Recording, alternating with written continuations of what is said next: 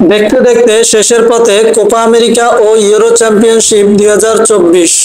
ইতিমধ্যে দুই মহাদেশের মর্যাদাপূর্ণ দুটি টুর্নামেন্টের ফাইনালিস্ট দল নিশ্চিত হয়ে গিয়েছে। আগামী 14 জুলাই সকালে ও রাতে অনুষ্ঠিত হবে দুই ফাইনাল ম্যাচ।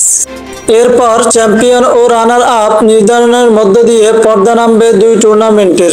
তো দর্শক, কোন টুর্নামেন্টের প্রাইজ মানি কত জানতে হলে ভিডিওটি না টেনে সম্পূর্ণ দেখুন। কোপা আমেরিকায় এবার মোট 16টি দল অংশ নিয়েছে। প্রত্যেকটি দল অংশ নেওয়ার জন্যই $2 মিলিয়ন করে পাবে, অর্থাৎ 23,52,00,000 টাকা।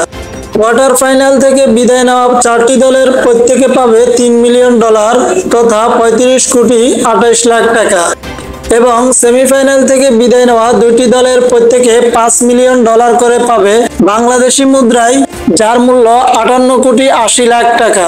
কোপা আমেরিকার ফাইনালে যে দল রানার আপ হবে তারা পাবে $7 মিলিয়ন তথা 82 কোটি টাকা, আর চ্যাম্পিয়ন হওয়া দল পাবে $16 মিলিয়ন বাংলাদেশি মুদ্রায়, যেটার পরিমাণ 188 কোটি টাকা। ইউরোর এবারের আসরে মোট 20টি দল অংশ নেয়। প্রত্যেকটি দল অংশগ্রহণ ফি পাবে $10 মিলিয়ন তথা 117,60,00,000 টাকা।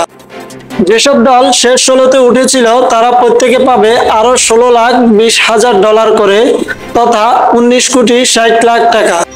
কোয়ার্টার ফাইনালে ওঠা দলগুলো পাবে $26,90,000 তথা বাংলাদেশি মুদ্রায়, যেটার পরিমাণ 31 কোটি টাকা। সেমিফাইনালে ওঠা দলগুলো পাবে $40 লাখ করে বাংলাদেশি মুদ্রায়, যার পরিমাণ 47 কোটি টাকা। ইউরোর ফাইনালে রানার্স আপ দল পাবে $5 মিলিয়ন বাংলাদেশি মুদ্রায়, প্রায় 60 কোটি টাকা এবং চ্যাম্পিয়ন হওয়া দল পাবে $8 মিলিয়ন তথা বাংলাদেশি মুদ্রায় প্রায় 100 কোটি টাকা।